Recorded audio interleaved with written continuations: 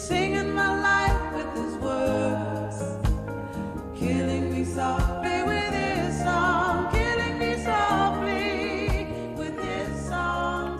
Bonjour Brigitte Fanny-Cohen. Alors, Bonjour. le French Paradox va en prendre un coup dans la gueule, passez-moi l'expression, parce Exactement. qu'on a toujours l'habitude de dire un petit coup, ça va, non, c'est un petit coup, quelquefois, Ça bonjour ne les va dégâts. pas. Et ça, on le sait depuis qu'une étude américaine vient de paraître, qui dénonce les méfaits du premier verre d'alcool, en fait. Chez la femme, Chez la voilà. femme. Ce qui est important, c'est que, alors, beaucoup d'études ont dénoncé les méfaits de l'alcool Oui. et le rôle de l'alcool dans l'implication de certains cancers. Mais c'est vrai que cette étude américaine montre qu'à partir d'un verre, 10 grammes d'alcool, chez les femmes, le risque de cancer du sein est augmenté. Donc un verre de vin, 25 centilitres de bière, 4 centilitres d'alcool fort. Et les chercheurs montrent que ce risque est augmenté de 5% avant la ménopause et de 9% après la ménopause. Ils montrent aussi que même un demi-verre quotidien suffit à augmenter le risque de cancer du sein. Bien sûr, un demi-verre, le risque va être très faible, mais c'est proportionnel. C'est-à-dire, plus on augmente les doses d'alcool, plus le risque de cancer du sein va augmenter. Et c'est quoi l'interaction entre l'alcool et le cancer, finalement? Et c'est justement ce qui pose problème à de nombreuses personnes qui se disent « mais on comprend très bien que l'alcool, par exemple, favorise le cancer de la gorge, de l'œsophage, du foie, parce qu'il y a un contact direct entre l'alcool et ses organes. Mais quel est le rapport avec le sein ?» Eh bien, il y a effectivement des mécanismes très précis pour expliquer que l'alcool va avoir un impact sur le sein, sur la cancérisation de cellules au niveau du sein. Et ces mécanismes, je vous propose de les découvrir avec un chercheur qui travaille dans ce domaine.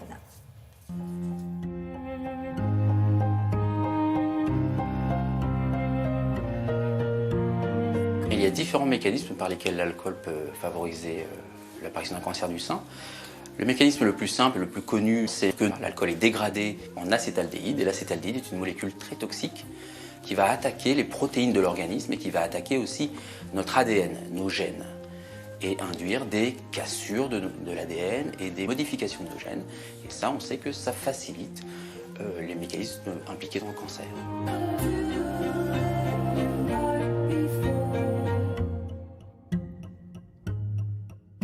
Concernant le cancer du sein, il y a d'autres mécanismes un peu plus précis. On sait que l'alcool, notamment, va entraîner une augmentation des hormones féminines, qui sont très connues, ce sont les œstrogènes, et aussi leur récepteur, qui va être plus actif.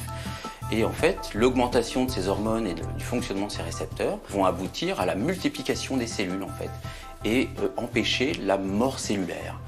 Et cette multiplication anarchique des cellules, eh bien, c'est un mécanisme à la base de la formation des tumeurs.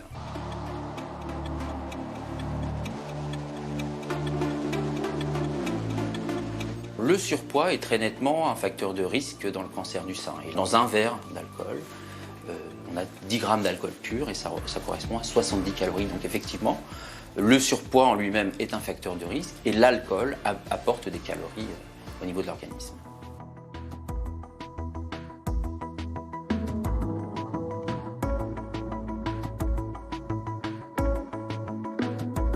Est-ce que le vin est une boisson à part ? Eh bien, dans le cadre du cancer du sein, je pense qu'on peut dire que non. La molécule cancérigène, c'est l'alcool, on la retrouve dans le vin. Alors, c'est vrai qu'il y a des molécules antioxydantes et anti-inflammatoires, comme le resveratrol dans le vin. Mais les études montrent que les effets potentiellement bénéfiques du vin sont négligeables comparativement aux effets cancérigènes de l'alcool. Et que donc, même si le resveratrol en éprouvette, on arrive à montrer un effet antioxydant, anti-inflammatoire, en aucun cas, dans la vraie vie, on voit un effet bénéfique à consommer des boissons alcoolisées et le vin en particulier. Dites-moi tout, Brigitte. On s'en était pas rendu compte en France? Il a fallu attendre cette étude américaine? Si. Il y a déjà eu des chercheurs français qui avaient montré exactement la même chose il y a quelques années. Mais il faut dire qu'ils avaient eu du mal à se faire entendre, tant l'image du vin à dose modérée, même à faible dose, est positive dans notre pays.